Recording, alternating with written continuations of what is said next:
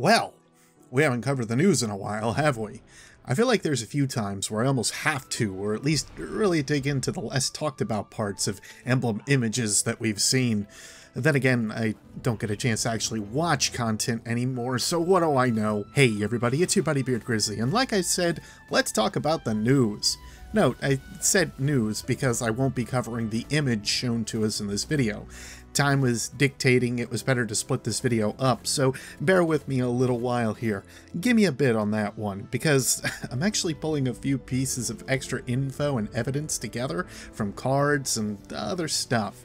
It'll be worth it, or at least I'll try to make it very worth it. Anyway, Deej has promised us back over the live stream event last week that we would receive a few updates. One major one being some announcements on DLC 2, and another surrounding an updated roadmap for changes being implemented into the game.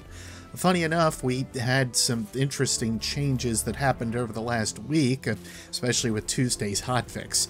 Two commonly known scans have been moved around a little bit, so if you're curious where they are now, here's the skinny.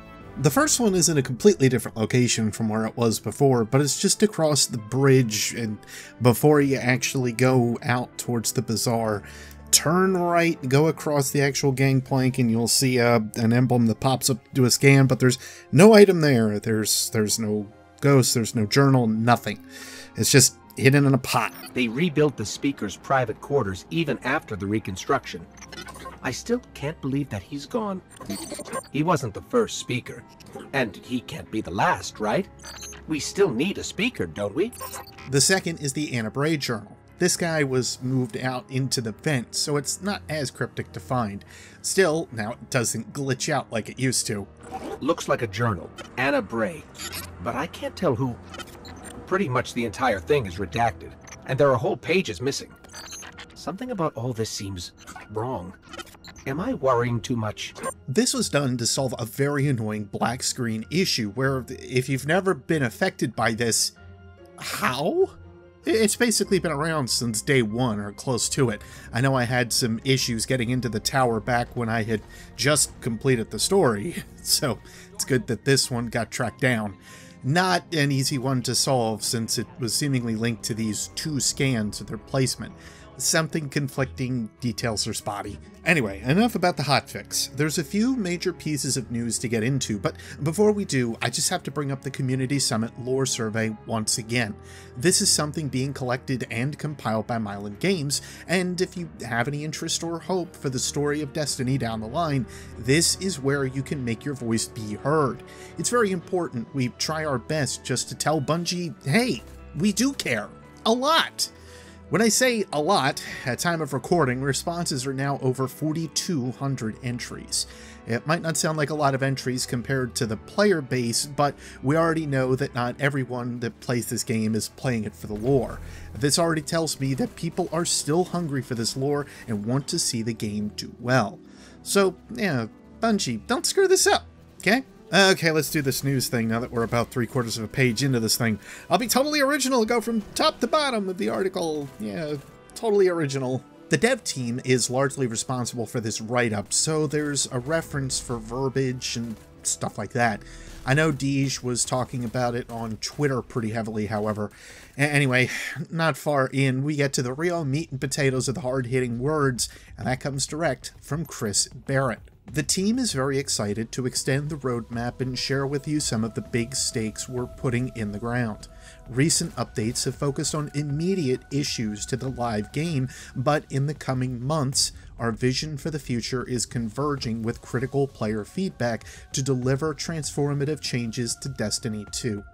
We'll be diving deeper into each one of the listed items soon, and there's even more we can't quite talk about yet. But for now, it's all hands on deck to make sure we deliver on our promise to restore Destiny 2 to the hobby we all love. Part of that critical player feedback is also happening with the Community Summit I mentioned earlier. That is being held on the 20th, or over a couple of days, but I know the 20th was said to be the major day for all the talks. I'm anxious to hear what these guys are going to tell us, however, that's for sure. Granted, when I say these guys, I mean content creators. We'll see who wants to spin what, how. From here, they presented the updated roadmap with the original plans of 1.1.4 behind us at this point. Everything for Osiris is gone and past, and unfortunately it doesn't seem like we got everything that they were promising us. But that's not really a huge deal. Timetables can change in development, and I know that well enough being a one-man show. Regardless of your thoughts, I still appreciate the transparency at least. Right now, the focus is Season 3, which will start for us on the release of DLC 2, simply called Warmind. No more Gods of Mars or other speculation. This is the real deal. It's just called Warmind. And that doesn't tell us much from the name alone, past the obvious. Its release date is on the 8th of May, which is now less than a month away, 27 days in fact. The Twitch reveal is also going to be on the 24th of April, so mark your maps, that's only 12 days away. There's going to be a lot of information coming to us pretty quick and fast here. From this roadmap, a few things have changed in terminology, or place altogether. Prestige raid changes have a bit more of an update where they'll fit into the next roadmap, and not this one. Have to wait a little longer for that one. This will carry into the layers as well, so assuming we get another level of Callus and Warmind, we'll have to see what comes of that. I'm going to skip ahead a lot here, but you might also notice that Mods 2.0 is gone. Well, that's actually a good thing because it's being incorporated with weapon randomization. Personally, I think this is a great move to try to not fix the system that's a little off right now, especially when the true work is going to be in the update and the weapon system altogether. Weapon slot changes and weapon randomization have also been fully confirmed, and I'm not overblowing these like I've heard some others do, since we don't fully have 100% details or ideas of what's going to actually happen here. Firstly, nothing is confirmed. It's all just words per this point, so keep those hopes tempered and think it over all with a grain of salt. I am glad they released this roadmap for the gameplay-based creators to know what's going on at the summit, but again, hold on. Weapon randomization could be something akin to what we had previously in Destiny 1 with some of the Iron Banner gear. I think about Fellwinter's Lie and re-rolling those perks over and over to get the perk you may want to have on there, like Rangefinder or its equivalent. Though I find this unlikely, and the possibility of random rolls returning as they were in the tail end of Destiny or in its current live version seems pretty high. I'm just trying to offer some perspective and make sure that you don't get the wrong idea, because you know that never happens in news and video games at all. Never. The same could be of weapon slot changes. We may see a new set of weapons introduced with a 4th slot, or we may get our old primary special and heavy system back again. We just don't know. That's something that the team has to figure out and release to us at a later time. Just keep those hopes tempered. Now, that's all the stuff that they're talking about past the release of Warmind, or DLC 2, just to reiterate, so keep that in mind. May 8th is where a lot of the sandbox tuning comes into play, like exotic weapons tuning and masterworks for exotic weapons, more vault space and heroic strike modifiers, and just other things to kind of keep things interesting over the course of a week. I'm personally excited for a lot of this stuff alone, even if older systems will be in place for DLC 2. I think it's going to open up some new gameplay possibilities, even if for a little while. But for the Crucible goer, things are actually getting interesting. Private matches are coming back on May 8th, same time as Warmind. To get into the private matches, everyone seems to be allowed in. The one stipulation is if you want to play with the new Warmind Strike maps or Curse of Osiris DLC maps, everybody has to have those DLC packages. But fear not! For simply playing in Crucible, Bungie is going to be opening the door for all players to have access to every single map in open matches. This is a big shift from the norm, and it will allow you to experience all the maps without paying another cent, at least.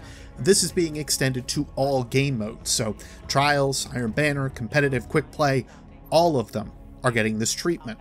That's pretty awesome to me, though we know there's a lot of work that needs to be done on this front anyway. Still, credit where credit is due in this open game. Thanks for that, Bungie. Unification is what we need, for sure. This list is just to reiterate what is and isn't available to you as someone that has picked up the new DLC. Pretty much anything related to the new location, along with loot and exotics, are going to be tucked behind DLC 2, along with the raid lair, private matches, or at least with the new maps, and so on. Everything else will be open to everyone. And again, I don't see this as a bad thing. They learned from the implementation of Curse of Osiris. Trust me, I remember how awful all of that turned into being for unification of this community. That, among a lot else, was one of the biggest causes for backlash from the community. Rightfully so, of course. And that's actually where I'll leave the news. Well, okay, one more thing just to reiterate the Warmind DLC, but again, for DLC 2, it is called Warmind. We'll see it launched May 8th with a Twitch reveal on the 24th of this month.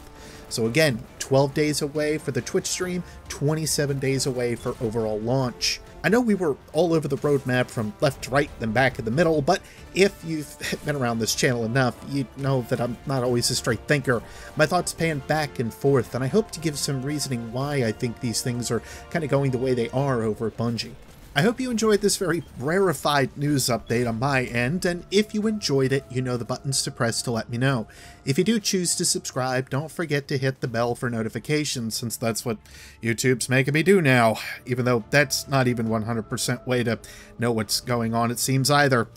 Anyway, before I get to ranting, if you can also check the description for the survey I mentioned, along with hopefully the first post of the video, I'd appreciate you sharing your thoughts, no matter how nasty you want to be. Right now is the time to express ourselves to Bungie. Next up, we'll go over that teaser image. I'm hoping to make it worth the small wait. I'll see you next Spacetime Guardians. Take care.